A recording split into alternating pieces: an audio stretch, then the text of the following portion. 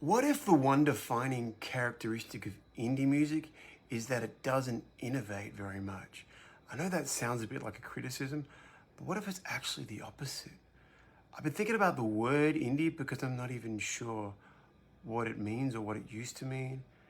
It used to mean independent artists making music outside the major labels, but today, plenty of bands that are indie are signed to labels. So if it's not about independence anymore, what is it about? Is it a sound? Is it an attitude? I had an indie playlist on the other day, shuffling, and songs from like this year and songs from 20 years and 30, 40 years ago all felt like they kind of fit together. And they didn't feel old, they felt kind of timeless. So maybe indie isn't about being independent anymore. It's more about choosing timelessness over novelty, or have I completely missed the point? What actually makes indie? I mean, some pop and hip hop songs might sound really innovative when you first hear them or when they're first put out, but they start to feel kind of cheesy like a few years later.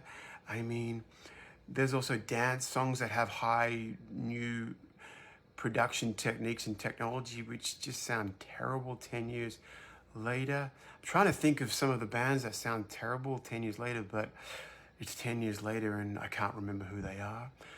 But yeah, maybe the thing that was bringing me down about indie music, the whole thing where they don't innovate, is actually what's good about it, because it's more interested in capturing the thing that only music can capture, that thing about emotions that you can't put into words.